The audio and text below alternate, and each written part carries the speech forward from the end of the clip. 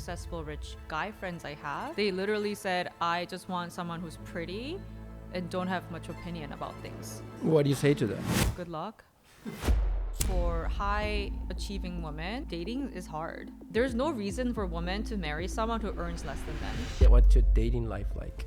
I mean, I feel like you almost have like everything. It's been only a year and you're already doing 7 figures. so I started my marketing agency last year. I think it changed my life. A lot of ways, it's like dating. Flirt with influencers a little. Do something that creates that moment. Find enough people who resonate with my story.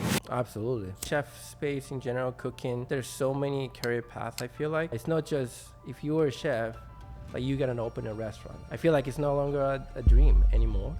All right, welcome back everyone. This is All About Chefs podcast. Today, I'm here with my good friend Sora. She's not a chef, but she is a creator and an influencer who has some big success and big milestones, including working for TikTok, being cast on Netflix. And I brought her on today because she talks a lot about personal growth and career planning, which I think we as chefs have a lot to learn from. She's also the author of Brand Yourself, Design the Life You Love.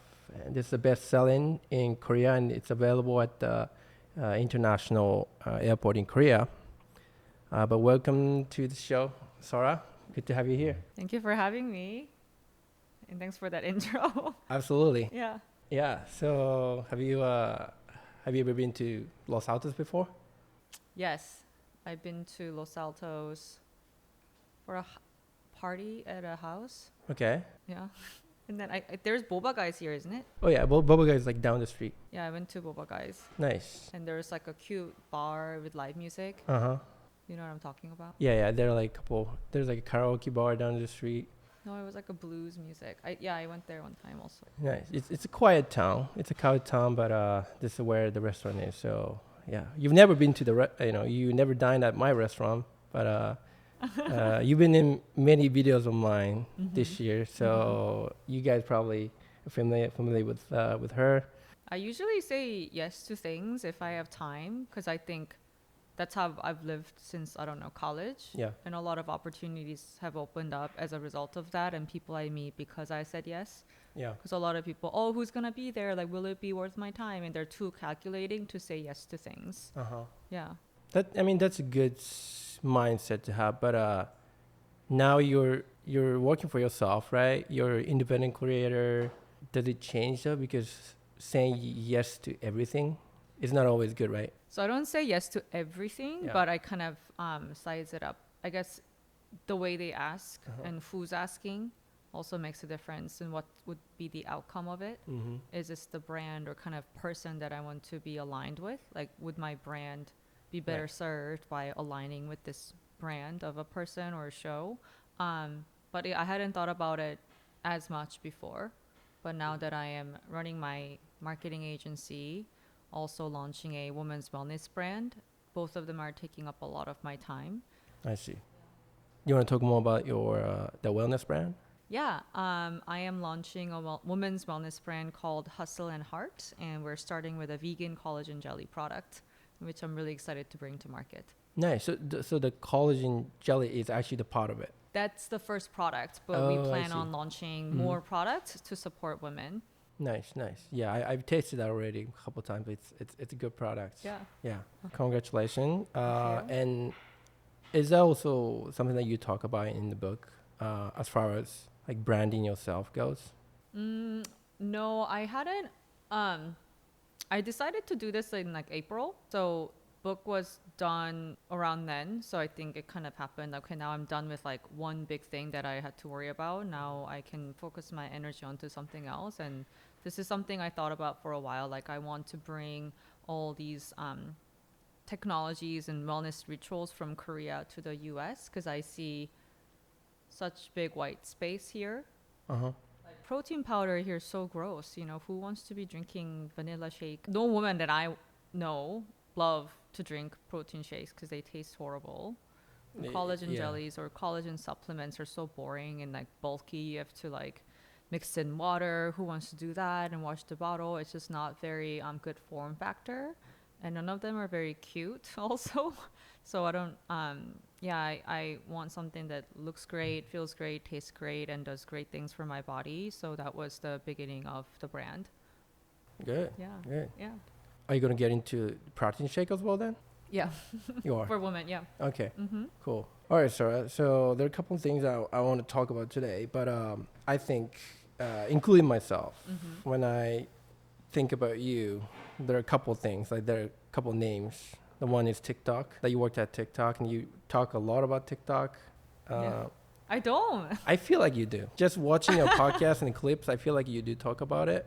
The next thing is Netflix, Mm-hmm. that you being cast on Love After Divorce, Mm-hmm. right? And yeah, so those two are the big milestones. I feel like, just from my personal perspective. Mm-hmm. So could you tell me a little about how you first place you got an opportunity to work for TikTok? So I think I'd kind of have to start from the beginning. Like I moved to the US when I was 16 by myself Sure. to study English, and my plan was to go back for college, and I really liked it here, so I decided to stay. Ended up going to UC Berkeley to study economics and political science, and because I originally thought I was going to be a journalist back in Korea, and then while in college I realized, okay, I really want to live here long term. That's why I picked up on economics as a second major to help improve my chances of getting a job in the US. And I ended up going into advertising, performance marketing, and I worked at a startup that later got acquired by Adobe, called TubeMogul, which does programmatic buying, like a digital marketing. And after that, I went over to Netflix to work there. So I was on a Netflix show, but before that, I was working at Netflix doing performance marketing across the globe. And I also launched Korea for Netflix.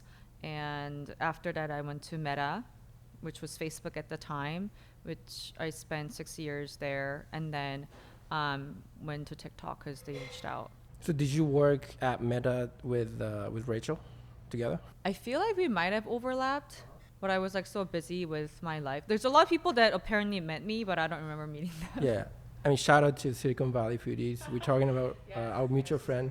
Yeah, she's, I mean, if you're in the Bay Area, you should definitely follow her. She promotes a lot of my businesses. And, I mean, yeah. She only promotes like places that are actually good. Yeah, actually. 'Cause she's thank not you. motivated by money. Yeah, true. Mhm. Motivated by, not motivated by money, but I think Good more times. friendship. Yeah. Yeah. So I think that's what I appreciate about, I don't know if I can say you guys, but including you. Sorry, because you were introduced to me by Rachel. Yeah. So I personally believe that, that part is very important. Like Because speaking I see of, everything as long term, right. right? Like you're not just opening one restaurant, you might be opening more, and I keep growing. Yeah. There are more opportunities by thinking long term. Hmm. So I know we're going to talk about like creator and restaurant partnership or creator and brand Yeah. partnerships, but I think everything is long term. Absolutely. Yeah. Okay, so you're saying you worked at Netflix before you were cast? Yeah. And how did that come about again? So I worked at Netflix 2014 to 2016. Uh-huh. And then the show we filmed in 2022 March. So they're not related at all. So I was casted by the show Producers, which is a Korean show. Yeah. But our season got picked up by Netflix after we were done filming. So we didn't even know that we were going to be on Netflix. Yeah. Interesting. Mm-hmm. So that was 2022 during the time you were with TikTok. Yeah. Right. Yeah. And how long did you work for TikTok? 2 years. 2 years. Yeah. What made you pick TikTok? So I'm of the mindset that you should always be interviewing. Okay. So you know what your market value is and how much more you could be making or what skills you're lacking if you don't get the roles you don't want. But I was doing that just as I normally would. And I was part of the first layoff from Meta. Okay. So I finished my last round of interviews with TikTok on Monday and then got laid off on Wednesday Got you. and then got my offer on Friday. Wow. And And what year was this, sorry? The year that you were laid It off? was November 2021. It was great because I was on research trip. Yeah. I didn't have to do any write-ups. That's good. So it was great. Yeah. Yeah, and other people were panicking, but like I was fine because I had 2 offers that week anyways. Interesting, because 2021 to 2022 were the years that I think we got a lot of layoffs. Me personally, I mean, I didn't experience it, but we as business felt it. Yeah. Because when there's a huge layoff, Mm-hmm. business like us like hugely get impacted. Yeah, I understand. Because like you are my client, right? So like you're like my ideal demographics Mm-hmm. in Silicon Valley. Yeah, tech workers with money to spend. Yep, yeah. So when that industry gets impacted, we are hugely impacted as well. So it kind of makes sense. Okay, and you left TikTok in 2022, right?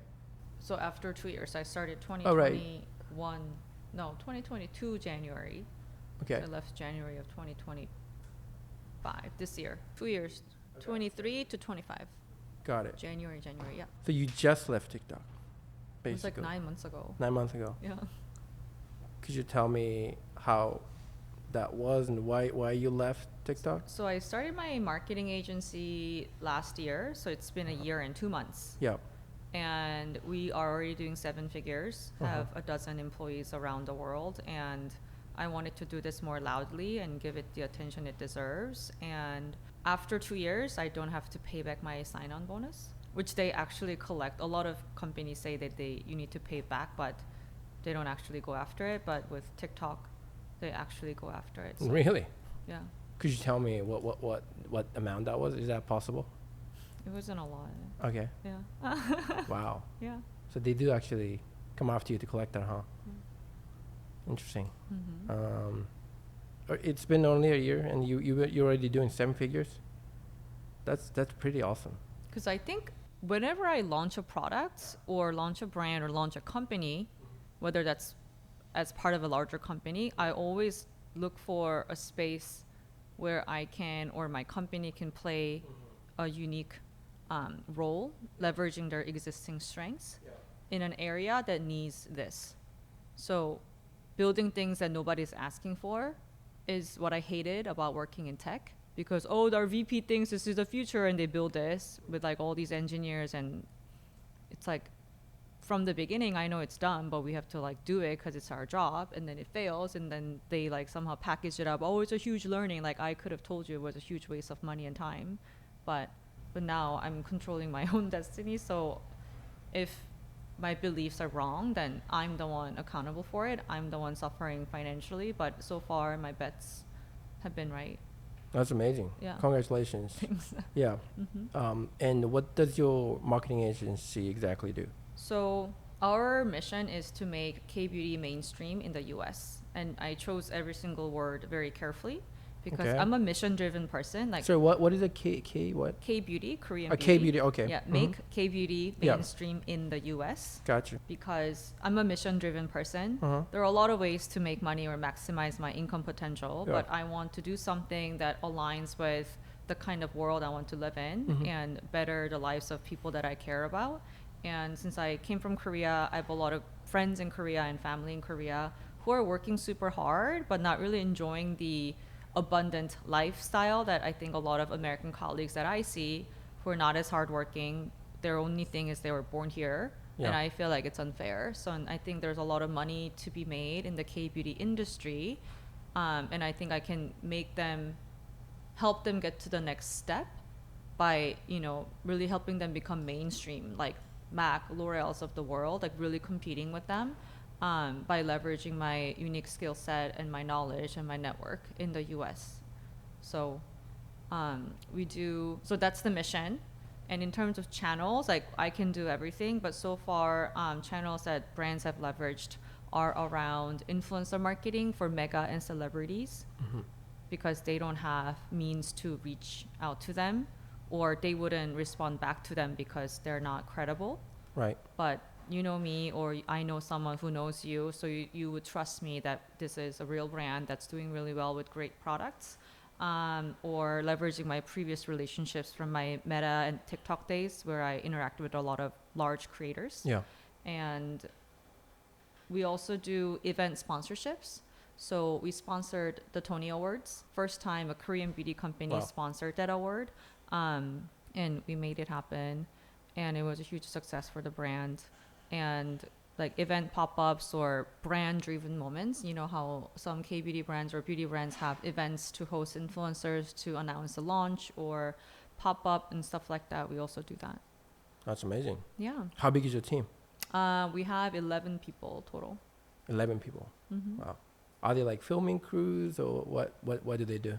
Mostly account management and sales Mm-hmm. and partnerships. How many salespeople do you have? So we don't really have a sales force because luckily every single deal we'll have, every single client we have, we're all inbound because of people know me, and the Yep. show really positioned me as this boss woman working at TikTok. Yep. And I did do a lot of talks on behalf of TikTok for K-beauty advertisers as part of my job. So, and we have really great clients right now who are the number one, number two in the US in terms of sales volume. So people talk, and we haven't had to do any of really sales, but like we take a call and put together a proposal strategy. So we see ourselves more of a strategist than sales. Interesting. Mm-hmm. Are your sponsors mainly from Korea or locally here in the States? They're all Korean beauty brands, Okay. but after the Trump's tax tariff stuff, Mhm. I think more and more brands are setting up their U.S. operations in the Interesting. U.S. Yeah, Wow. yeah. Yeah, I mean here it's same. Our fish is probably 15% more expensive. Mm-hmm. You know, I mean, Yeah. I can't replace that in the States. I mean, I still have to get the same fish from Japan. Mm-hmm. You know, Mm-hmm. because there's no substitute in the States. Yeah. You know, Mhm. so it's got, you know, it is what it is. Mm-hmm. So Netflix, how did being cast on Netflix change your career? I think it changed my life. It changed your Yeah, life. I mean, that's in so kind many of what I ways. thought. Yeah. Yeah. So I was actually working on video products, Uh-huh. and I've always been the type of marketer who really, really tries and understand the product Mm-hmm. before telling people to use it. I think that's a given, but a lot of people don't do that. So I was just always playing with CapCut, making videos just to see Yeah. what features there are, to my like 3,000 friends. And when the show was getting aired, we had to shut down our social media to not leak any information. Interesting. Yeah, because we reveal stuff about us Yep. every day, which is every week for viewers. So Mhm. like, where do you live? What do you do? Do you have kids? How many years were you married? And stuff like that. It gets revealed every episode. So when I opened up the Instagram account, I think I got to like 80,000 followers like overnight. After the show. Yeah, when I opened up it was crazy. It was just like a lot of followers immediately. And yeah, like I should do something about this. Because a lot of my friends, because I'm a very straightforward person Mm-hmm. and like straight shooter, and I give career advice all the time because I think by doing this it helps me clarify my thoughts. And I just enjoy helping others who are on the journey, and if I can save them time to get to where they want to go, I think that's useful and helpful thing to do. So yeah, like I give people dating advice even though I suck at it myself, but like theory wise I'm very good at it. Okay, so but yeah, and a lot of my friends are like, oh, you should do a podcast. Yeah. But I'm like, who has the time?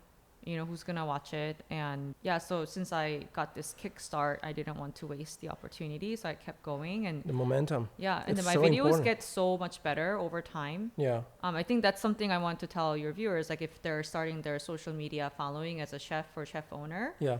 don't give up, because your first many videos will suck. Like, you wouldn't even know what fonts look 1000%. good. You know, you need to like, the video editing needs to be really tight, Yeah. because a lot of videos are too slow.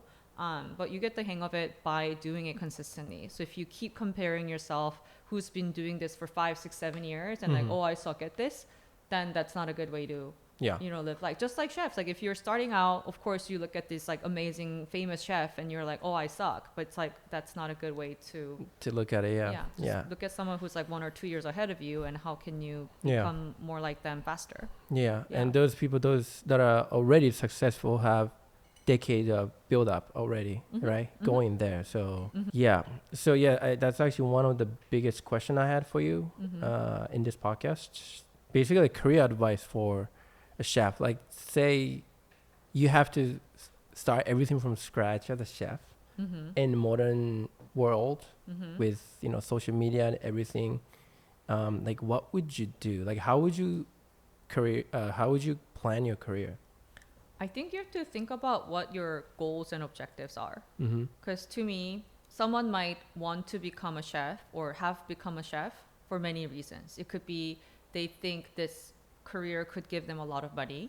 It could be they just love cooking for people, or they see it as an opportunity to grow businesses by having multiple branches, or they see it as an opportunity to gain some sort of fandom, go on some cooking shows and publish books and publish sauces or whatever, so you become a brand to sell these things to, that's not tied to number of seats you have at the restaurant. So you have to kind of see which direction you want to take, and that Absolutely. should inform your next steps. Yeah. But also you can change. I think this is something people forget. Like, if you make decision that you just love cooking for people, that's not the end of it. Like, you might do that for 5 years, just running a very small restaurant and then almost build a community. Mm-hmm. But then you decide, okay, now I want to make some serious money.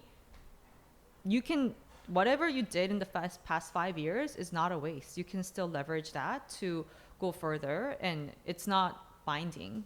So don't be too paralyzed to make that decision. But right now you need to figure out, given what you have, what do you need to have to get to where you want to go? Yeah. And how can you approach that more strategically?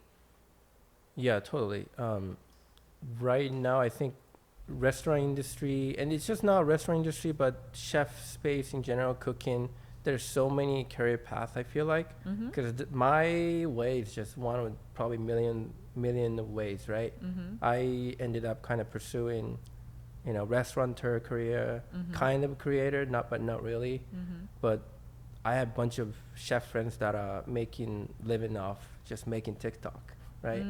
And I know I have a friend that does YouTube, and he makes like chili crisp sauce. My friend Outdoor Chef Life. Like, there are so many ways to do it. It's not just if you were a chef, like, you gotta open a restaurant. It's no longer. That's no longer. I feel like it's no longer a dream anymore. Probably this is like the toughest way to go about, in my opinion. Yeah, it costs so much money to open up a restaurant, upfront costs, managing people. Yeah. So, which path would you pick if you were a chef?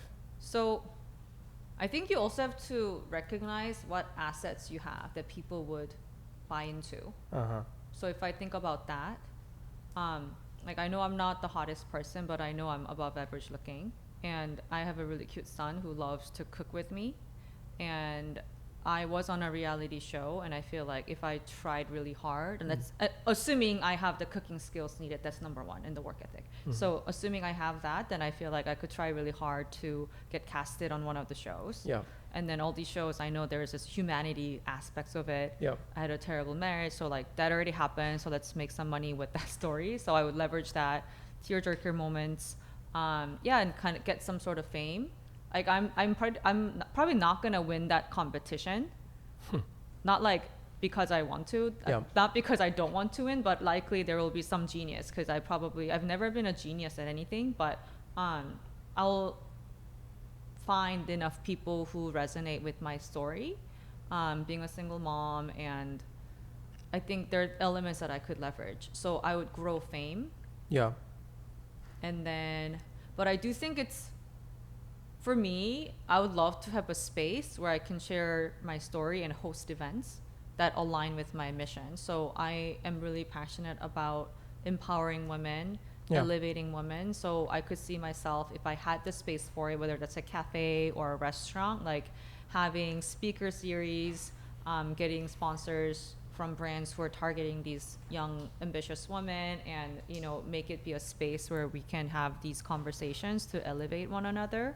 And then I could see myself writing a cookbook, selling sauces. So it'll be more, to answer your question, it's like all of them. But I think right now I'm running 3 entities. Also raising a child. I think I've gotten really good at outsourcing.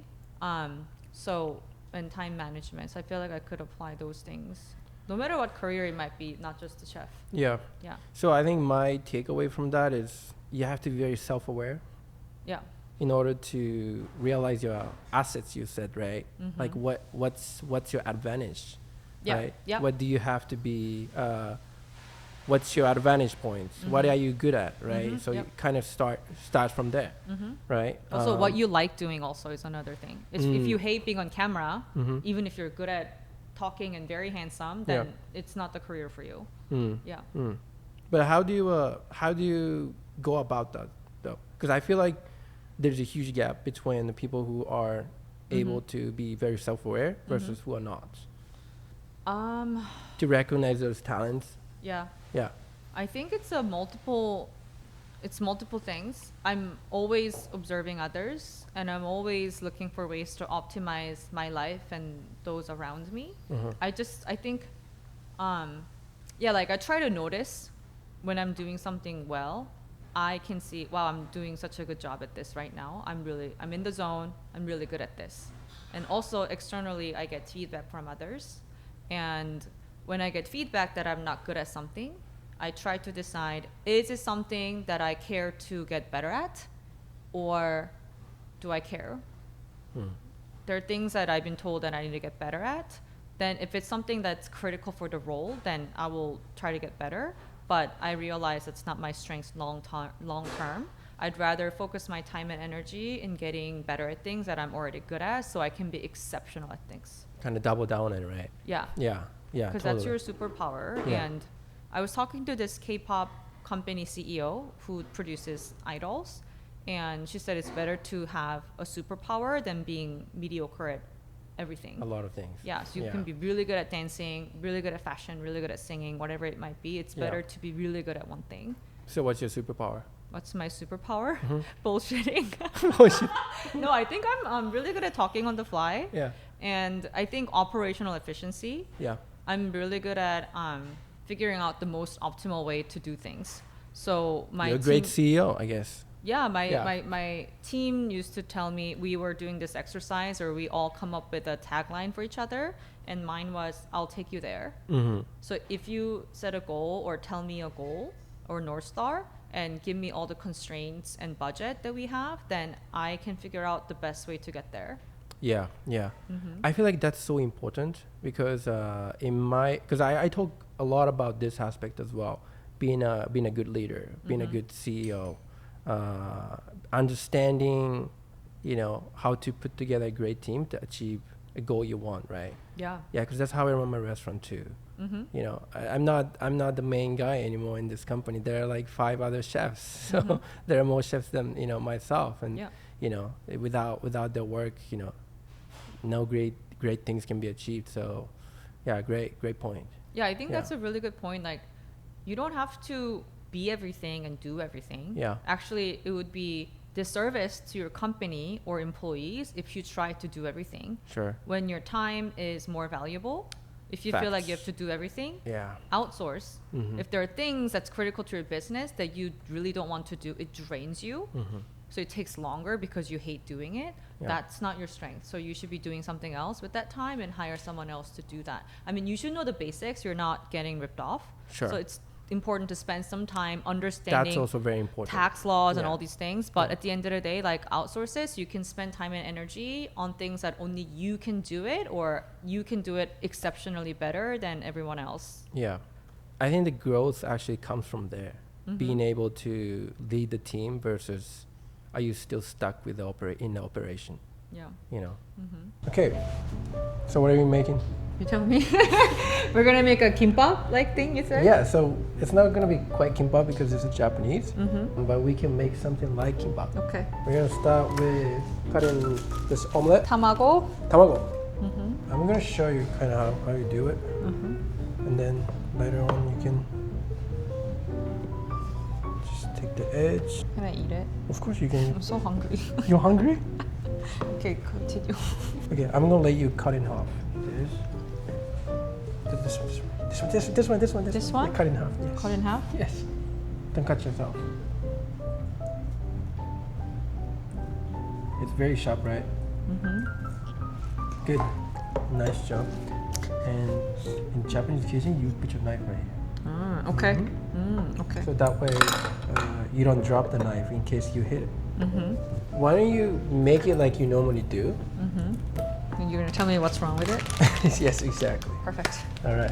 I have a growth mindset, so I want to know all Yeah. the areas I could improve. This is a little bit too small, so I'm gonna make it. So you have the rice. Yeah. Use my hand. Yeah. You wet your hand. You wet your hand first. Good. Too much rice. No, it's good. Just do it as you normally do. Okay. Normally I wear gloves, so I put like rice at the top like this, Okay. and I make kimbap. But it sounds like you just use water. No, you can you use rice. You use rice. Yeah. I mean, some people do use water, but rice is better. You have tamago. You have carrots. You have pickled squash. Squash. Have you ever eaten kampyo before? What's kampyo? Kampyo is a dried squash, basically. Do you have that in Korea? Yes, you make banchan with it, I think. Yeah, I think that's what it is. I think. Very nice. Very thorough. Are you telling me I'm taking too long? No? At this point, I don't even feel like I need to teach you how to do it. So my question is, do you start here? Keep it straight. Do you start at the bottom or here? I normally put it in the middle. Okay. Right in the middle. And then put whatever you want. What do you normally put in kimbap? Ground beef. Yeah. I like cooking it in galbi sauce or like bulgogi sauce. And then cucumber. Cucumber. Stir-fried carrots. Is this enough, you think? You can put Ratio-wise? some, yeah, green onion. Something green. Okay, cucumber. Yeah. I put burdock root, Oh yeah, yeah. 단무지, takwang, the pickled radish. Okay, how is this now? Good. You probably want to put just a little more. Put more? Wait, hold on, let me roll it and then Yeah, tell me just a what. little. I was just trying to see if you need to put more. Do you want to put wasabi or no? You don't put wasabi inside? Correct. How would you put? You have sesame seeds if you want. You want to put sesame seeds inside. It's up to you. No, let's see it here and then see if Okay. it needs. All right. Should we go under here first?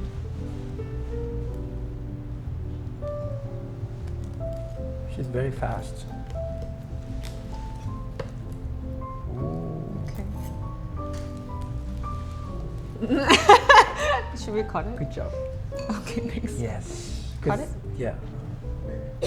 You put this on the bottom and you cut it. Okay, you already started. But tell me. Okay. Tell me. Normally, what I do is you have the roll. I just go right in the middle first. So you can figure out how many. Yeah. That it's just more. Just identify where the right in the middle is, And then you wet your the knife knife a little too. bit. Oh, Yeah, okay. just a little bit. And yeah. Ah. So we can do 6. Yeah. And you can do the rest of the 3. Okay. Try these 3. And you can use the tip of the knife. It's easier if you use the tip of the knife. Why is that? It's easy to control if it's your tip of your knife. Okay. Nice. Oh, beautiful. You must be really hungry. What do you put in tamago? What did we put in tamago? What do you think? Is there a fish sauce in it? Not the sauce, but there is fish inside. Do you put like fish egg in it? There's scallop and shrimp. That's like finely chopped in there? Kind of chopped up. And there's a mountain yam potato. Okay. Eggs. That's it. Do you like ground it up Just like this. in like this? Not this, but similar. Grind the mountain yam potato. Now what about the fish that you put in there? Do you put it in like a Vitamix and grind it up? You grind it together. Do you want to grind your wasabi?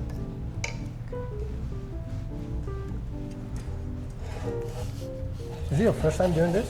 Yeah. Bigger circle, bigger circle. Why? Because it's slower. Slower? Yeah. You want it good. to No, be no, slower? It's good. No, just good.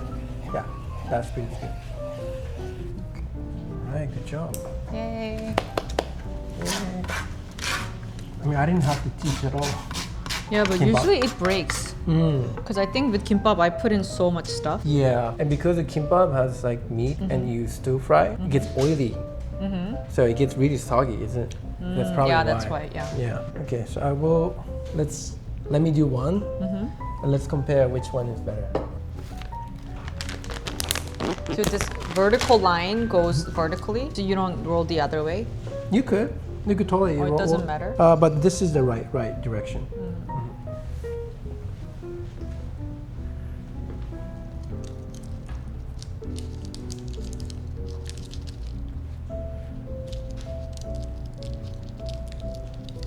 Yeah, if you use water, it gets soggy. And you know, this is the side you use, right? Versus There are two sides. the flatter size.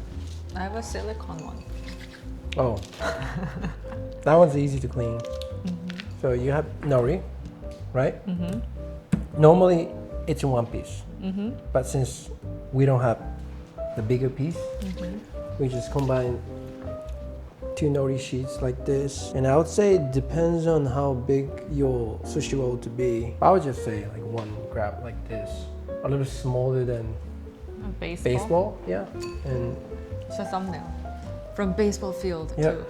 And I mean, there are so many ways to roll it, but I just personally like to make it like this and start from here, from the left, and then just kind of go to the right. And then I don't even bother like going too much into detail. But from here, just fill in the gap, right? And it's always easier to add more than remove the rice, right? So I start with a little bit less than what you probably need. And if you need to add more, just grab a little more.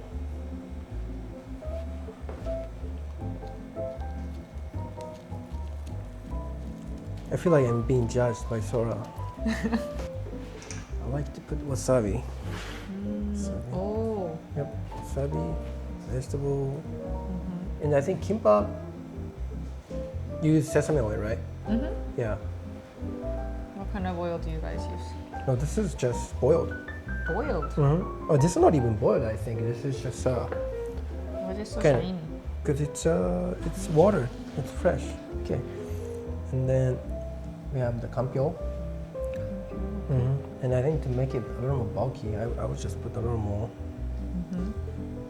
You know Oh, what it's it really is. soft. You were asking me how to make the roll clean without these lines, right? So, Yes. I mean, it's pretty simple. You want this end line, like here, to land exactly here. Yeah. So that's why, in order to make that happen, Yeah. you need to make sure you have the right, just exactly enough inside a roll. So if you don't want that to be too less or too much. Okay. Because if it's too little, then you end up here. If you have too much, you end up here. So, yeah. And then just land it like exactly like this. Oh, film it from here. See this? And I like to shape into square. Oh, why? It looks clean to me. Okay. So I just form square, like really sharp square, and then one more time, like this. Right. So that's done. And if you want to finish up just the edge to keep it clean. Oh, okay. Yep. I think in the United States people like to cut it into 6 pieces. So I was What about other countries? I mean, I worked in Europe and they like 8 pieces. And just do that one more time. Where in Europe? In Romania. So I'm gonna cut it into 6.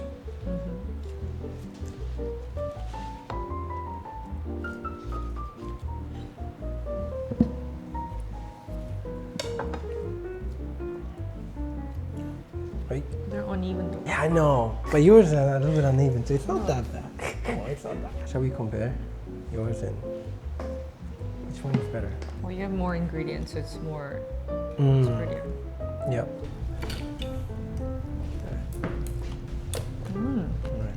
I love the wasabi. Right? Good, right? Did you eat that without soy sauce? Yeah. No sauce. Let's see. Why did you just put soy sauce on yours and not mine? What? Oh, why did I? Are mine not good enough for you? Let me taste it. I think kimbap is more flavorful, isn't it? It's different flavor. Mm-hmm. Having a purpose is good because there's a lot of great Japanese restaurants in the Bay Area. Where do I decide to take my money to? Then maybe the differentiator could be a cause that they support that I believe in.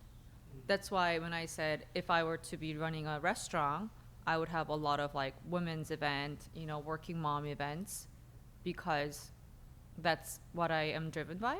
But at the same time, it's usually women who tell the men like, hey, let's go here. Yeah. So it's actually very well aligned with my business objectives. So find niches like that.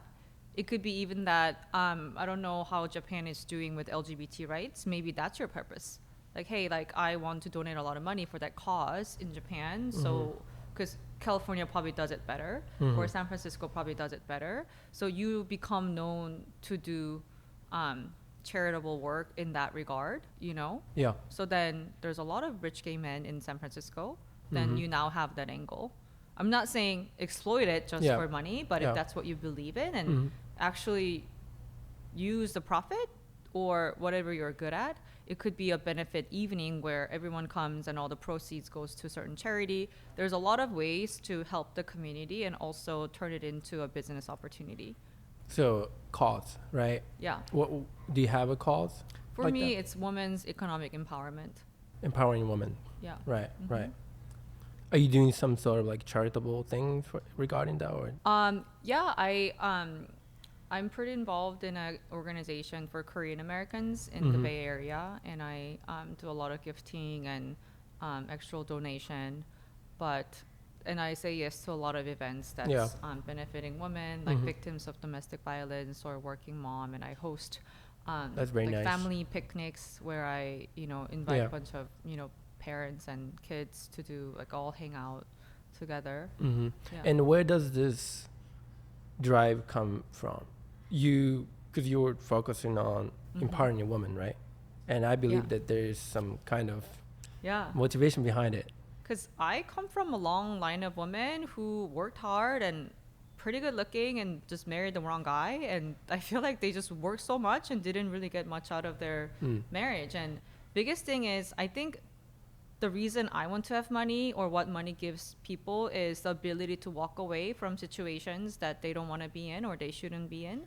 And I want to have a lot of money so I can walk away if something's not aligned with what I want, or ability to rescue people around me. So for me, I want all the hardworking women to get what they deserve, and by giving them tools or at least helping them realize that they deserve more. Yeah. Very cool.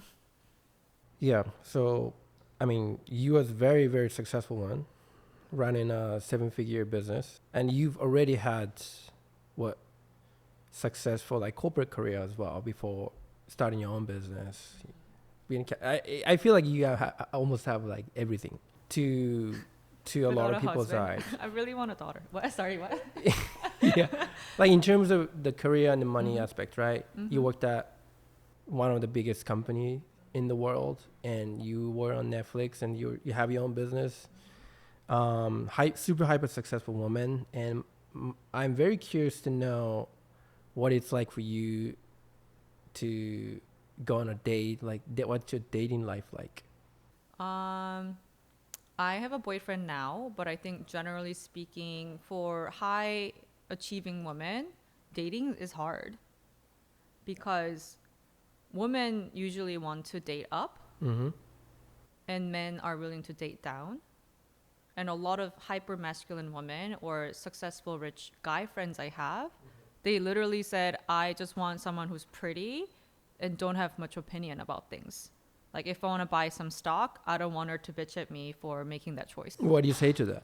Good luck. Good luck. Yeah. Okay. I mean, not good for them. Yeah. I mean, he knows what he wants, so get what you want. So. And what's like the? Because I told someone in MBA, my this guy friend of mine was dating someone who's not smart. He literally said she's not very smart. Yeah. But I said, she could be the mother of your child. Why wouldn't you date someone who you can respect for their brain as well? Yeah. And he literally said, what's the point of marrying someone if I don't want to fuck her? Okay.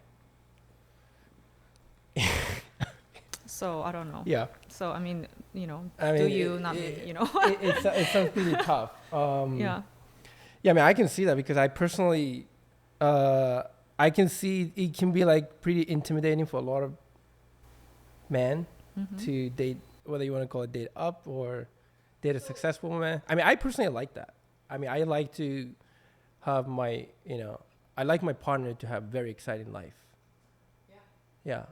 So I saw this TikTok video where if you like do a 2x2, a guy who comes from money doesn't come from money, Yeah. and guy who made money through their work or inherited money.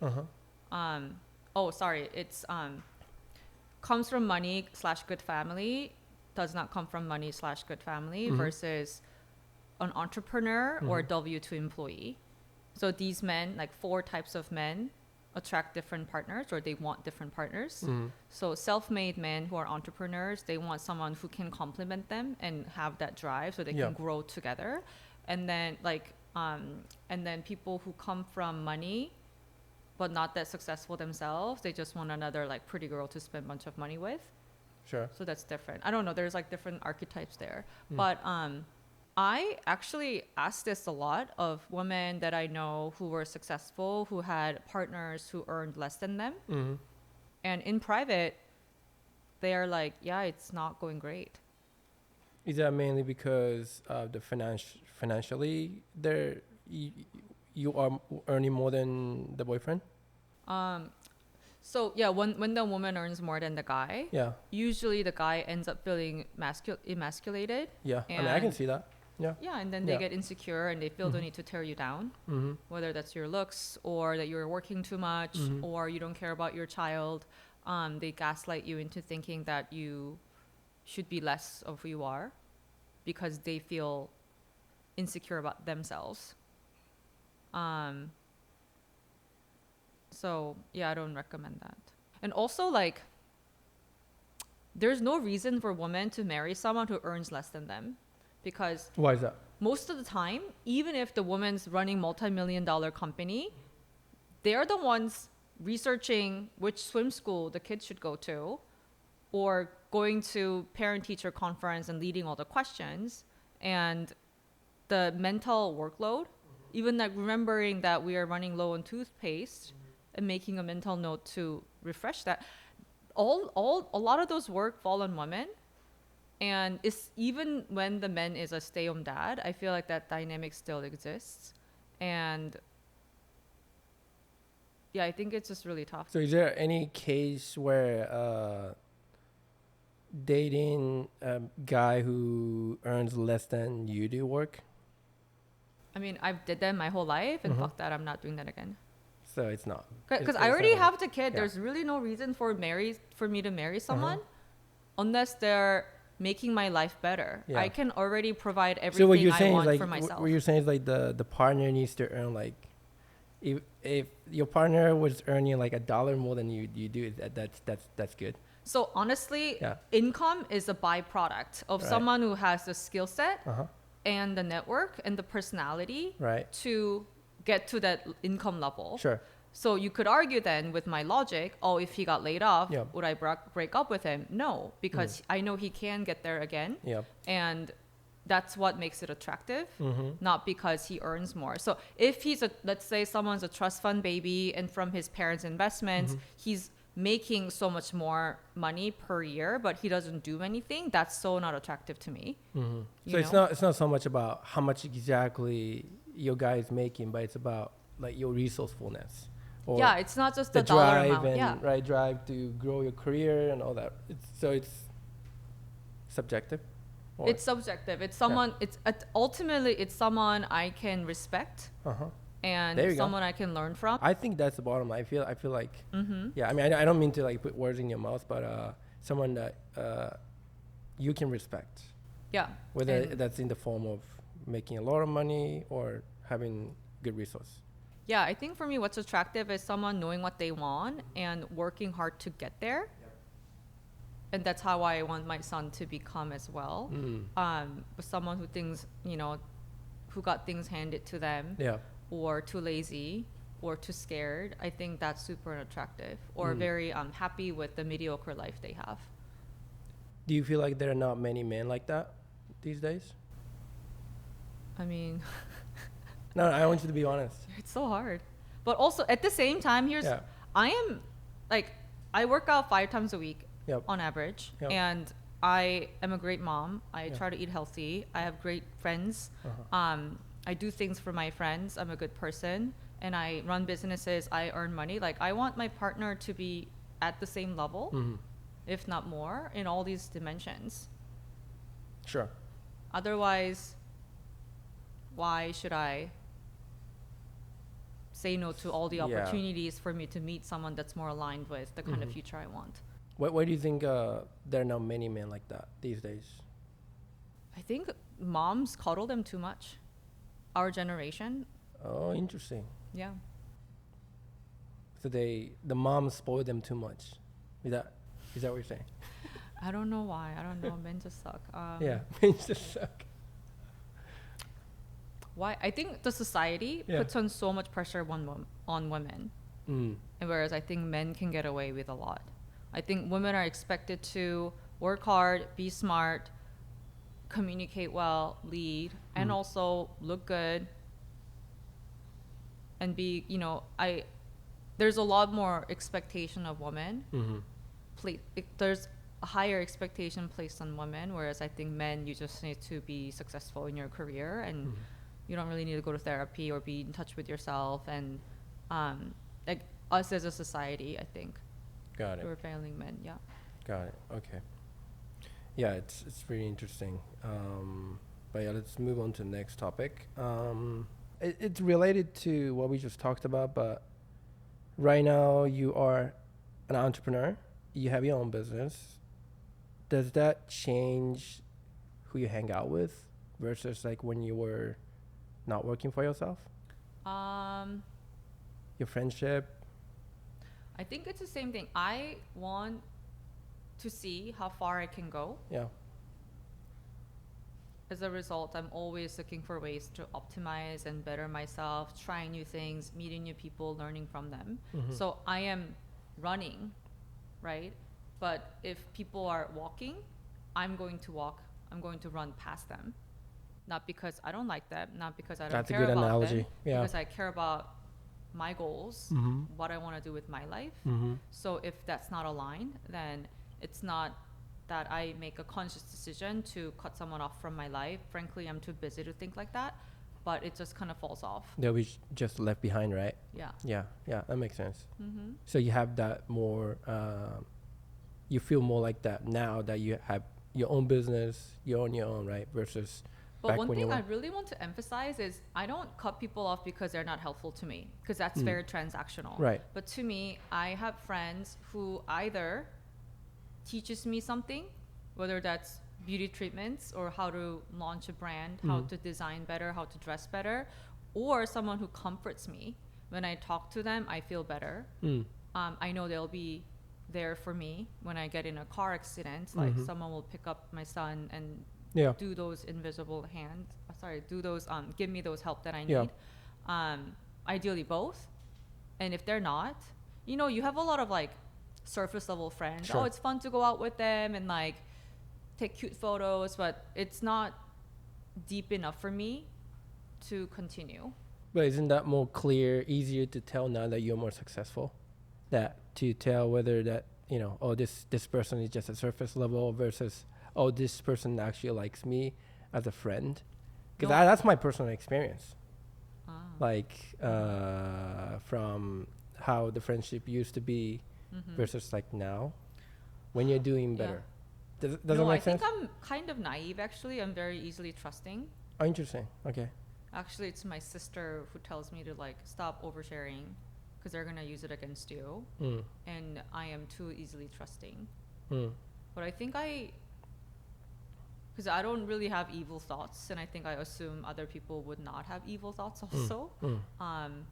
someone on my team who's in Korea, very Korean, and she told me like, if you do nice things for people, even though you're not making any money from that transaction, they may think that I am.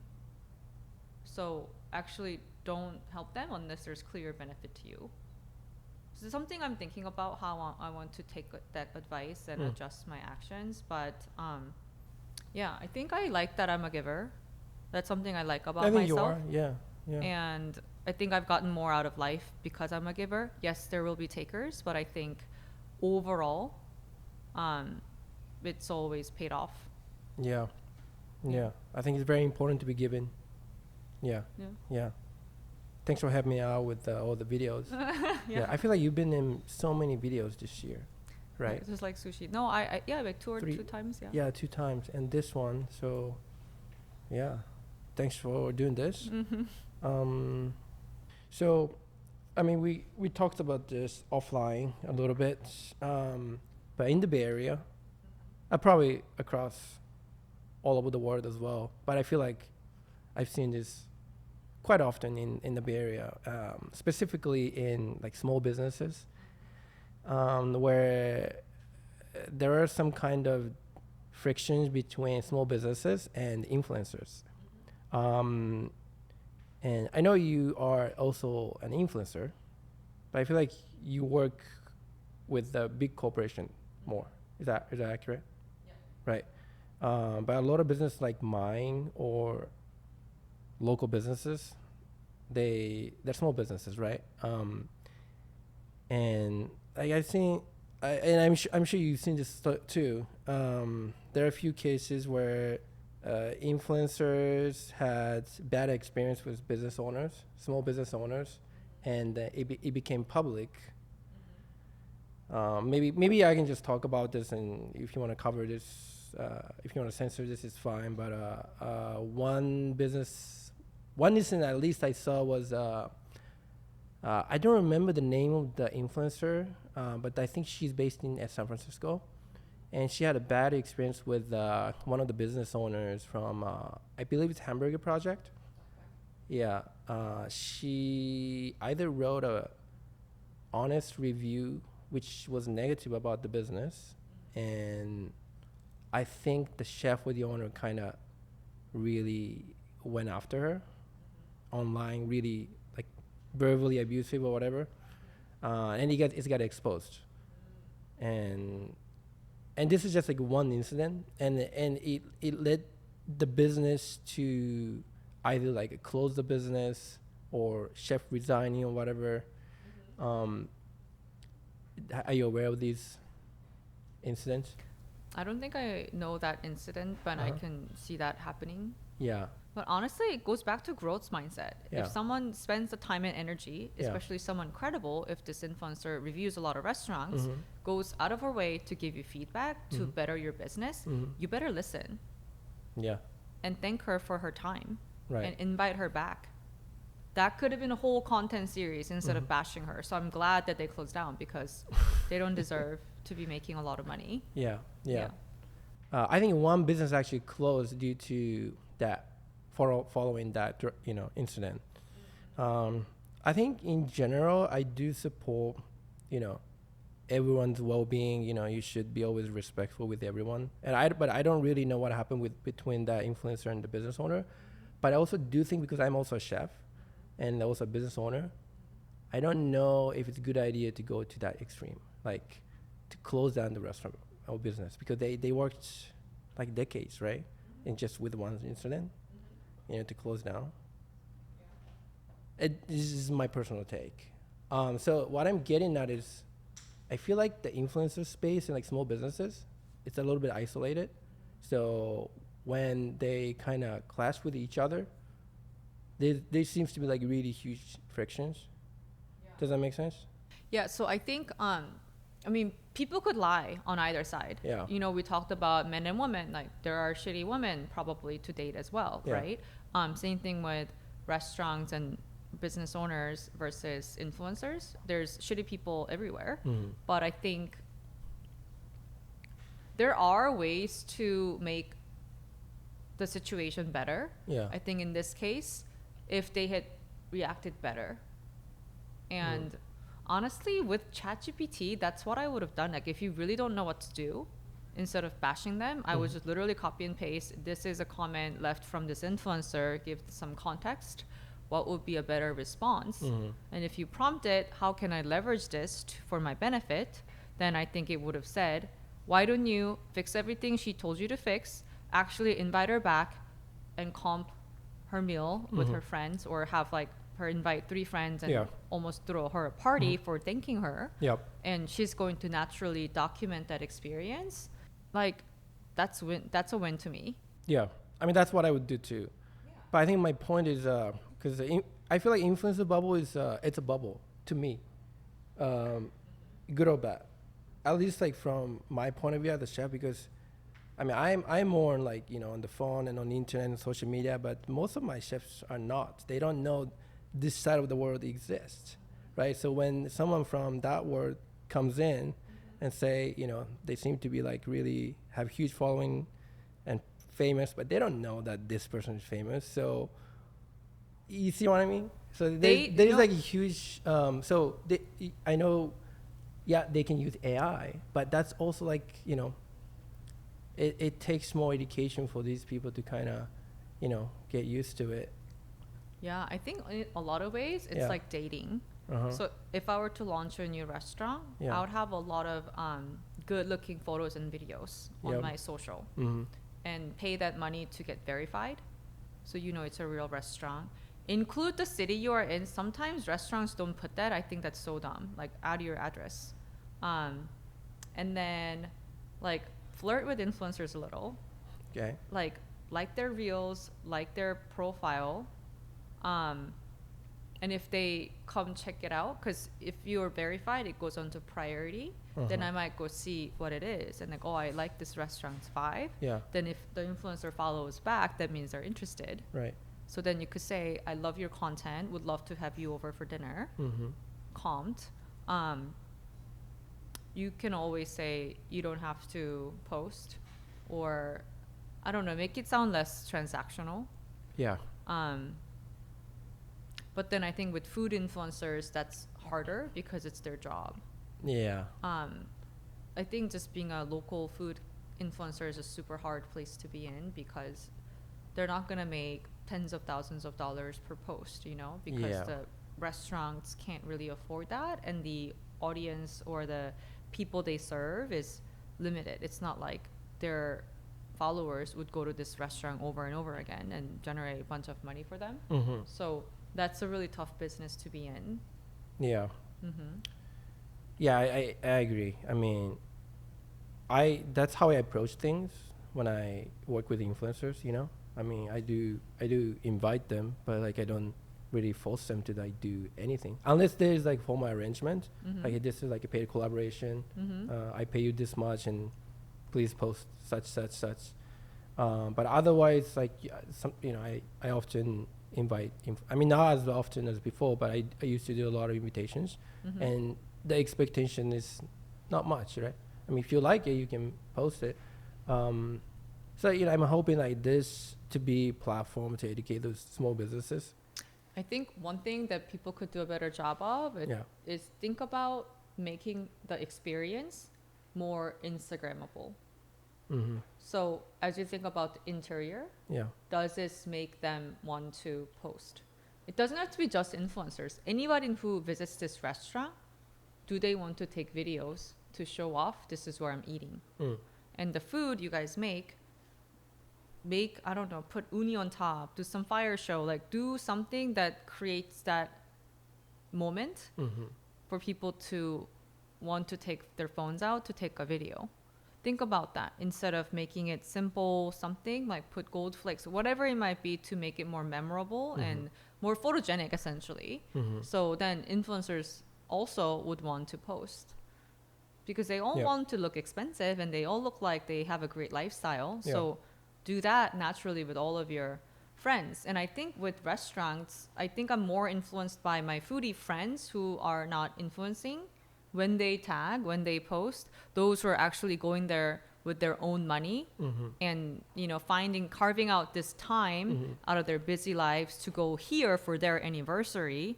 For me, that's way bigger validation Yeah. than a food influencer going there all the time, Why is that? because it's more authentic. Authentic. Yeah. Yeah. That's fair. Yeah, I think there are so many tips that the small business can utilize. I mean, thankfully I do have friends like you, friends like Rachel. So I do, you know, I get those knowledge from them. So I'm trying to keep up with it. Yeah. Yeah. Yeah. I think one other tip is if an influencer goes to your establishment Yeah. and let's say they posted a story, Mhm. so someone should be monitoring story tags. Then you can see, oh, like things, and then you can just come say hi, like give them a free drink. It doesn't have to be a lot, you know, make Right. them feel special, you know, because they're tagging while they're there. I think they're also flirting with you. So notice that and be like, then they'll probably post a little more. Yeah. Yeah. Good advice. Mm-hmm. Thanks for that. Yeah. So I wanna. So we were talking about small businesses versus influencers earlier, Mm-hmm. and I think offline we talked a little bit about this, and then I think you said because the restaurant space is like very male dominant, Mm-hmm. and I think you said it's whitewashed. Is that what you said? It's what? It whitewashed? The restaurant space? Yeah, yeah. I think you. What did I say about that? I think it's I think it's. yeah, Could you like elaborate more on that aspect? that I want to see more. Like how you see the restaurant as the space, you know, for your career. I think similar to a lot of industries, Yeah, when you think of a celebrity chef, yeah. you immediately think of some white men chefs, right? And I would love to see more diverse faces there. And it's very similar to beauty. Like all these beauty company CEOs are men. When it's all women purchasing, using, making content, I think similar to food, like similar to restaurant industry, Yeah, people who are cooking at home are mostly women. People dragging guys out of their homes to go to nice restaurants are usually girls. And I would love to see more female chefs who are, you know, who have a big following and making a positive impact. I see. Yeah, I mean, I would love to see. I mean, I do have one female chef actually in the company. She's the only one that's a chef. Yeah, but it's very rare. Yeah, more visible. Yeah. I mean, it might be because restaurant industry is pretty demanding, like physically, like labor-wise demanding. So that might be also the reason why, you know, it fits men more than women. But yeah, that's a good point. What's your favorite sushi? I love like uni, ikura. Uni and ikura? You like those a little oceany flavor? I also like saba. Really oceany flavor. Wow, really? Yeah. You like those flavors, huh? Yeah, we have some of those. I don't today. like maguro. You don't like maguro? No. Why not? It tastes irony. Like That's iron. why it's good, because it tastes irony. No, I don't like irony. Taste. It's too lean for me. I like fatty fish. How about toro? I love toro. Utoro, chutoro.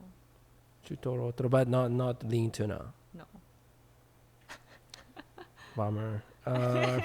That's okay. But you like mackerel, right? That's rare. Yeah, I like mackerel. Normally, I feel like a lot of people don't like mackerels because it's a little fishy. You know? You want to taste some of the mackerels I have here? Sure. Yeah, we can taste that. I also like scallops. I love amaebi. Yeah. So I like the soft texture, Okay. like uni, you know. Ikura. I also love the head of amaebi too. I usually, when I eat shrimp, I eat the whole thing usually. Do you fry it or do you like it in the soup? Both. I usually eat the heads too. Like at boiling crab, I eat the whole thing. I just use it with fork. Really? Yeah. Do you cook? Do I cook? Yeah. What do you cook? What do I cook? I cook a lot of stuff. Either Korean, Japanese, or Italian. Or Italian? Okay. What's your go-to Japanese recipe? I like making negitoro. Sushi, you mean? Really? It's so easy. You buy like the chopped up tuna and Yeah. green onions from Japanese market, and you just make sushi rice and you roll it. I mean, you can show me. I have And all then the I like- ingredients. Yeah. And then just salmon roll. My son loves it, and Yeah. he loves ikura with rice. I used to make. I haven't done it in a while, but the spicy, crispy tuna, Yep. the Nobu copycat. Yep. Yep. Crispy I rice. also like making tsukune. Wow. Yeah. Yeah, I can see why it's hard to date a woman like you because you can cook. Dude, the reason I'm so good at cooking is my Yes. ex-husband was such a picky eater. Really? I perfected all of his favorite things. Yeah. What a fucking I mean, waste. that's that kind of makes sense. I make pasta from scratch because he's part Italian. I mean, I make pasta to be sauces fair, from it's tough. Yeah. It's I mean, you're a successful woman. You have a successful career, and you know how to cook. I mean, I think to be able to cook is like it's a big point for guys. I don't know personally. For me, it's Yeah. high points. For me, I think it's my love language. I want to make sure. I love feeding people. Like Yeah. tonight, I'm hosting 3 girlfriends, Yeah. and I'm gonna be making this samgyetang, like chicken Yep. soup in instant pot. Mhm. I'm gonna make fresh kimchi. Mhm. I make kimchi at home Mhm. with like 30 cabbages in America. Yeah. 12. Huh? That's really That's a lot. interesting. Yeah. Because I'm overperforming. But I think actually a lot of high performing women Yeah. stay in toxic relationships longer than they should, because in their life experiences they've learned that if you work hard at something you can fix it, without realizing that everyone But or not in a everything relationship. deserves your time and energy in fixing. Interesting. Because we don't give up easily. Yeah. Yeah. I can see that. Never again. I'm gonna give up really quickly this time. Give him timeline, and if Yeah. they don't meet my needs, then bye. Would you marry again? Yeah. Yeah. I want more kids. You want more kids? Yeah. How many do you want? How many more do you want? I'd be down to like 5 more kids. 5 more kids? I'm such a good mom, and it's such a waste that I only have 1. Like I want to scale my knowledge. 5 more kids. Wow. That's kind of unheard of. And I loved having a big family. good for you. Like Well- really, because I think a lot of times when I hear someone, especially like from a woman's perspective, being super hyper successful, right? Making a lot of money, do what you want for your life, right? I feel like they tend to kind of neglect that aspect of family, right? Like, I don't want kids. Like, I just want to do what I want, and I don't need family. I don't need kids. I don't need to cook because I have the money. Why not, right? But you seem like you also check those boxes too. I think you could do both. You can Yeah. run successful companies Yeah. and still have a big family. Yeah. Because what's the point of making all this money if you don't have anyone to share it with and But enjoy it with? I feel like the real issue I see is that those people tend to not be very interested in that family aspect, It's so fun. right? I mean, I don't Cuddling have your family. baby is I so don't know, but I fun. can see that. Yeah. Yeah. Wow. Also, I'm really biased because my son's perfect and I want more of it. But Wow. what if the second one's like a total bitch? Just kidding. It's possible. do you want more girls or boys? I want a daughter for sure. Yeah. Because who else am I gonna inherit all these jewelry to? Yeah. But yeah, I think I just want one more daughter, and after that, I'm open to whatever. 5 is a lot. I'm kind of half Yeah. kidding, but I just needed Yeah. to have enough. Yeah, I could have like 3 more total, so then I can just have a 6-seater car Mhm. with a Yeah. partner. Big family, huh? Yeah. Yeah. Are you gonna stay here in the States? So until my son turns 18, because of Yeah. shared custody, I'll be in the Bay Area. Yeah. But after that, I don't know. Good. Yeah. Good. Well, this was great. Okay. Thank you, Sora. All right. Yeah. Thank you Thank so you for much. having me. Thank you. Yeah. Thank you. Okay. I think that was a wrap. All right.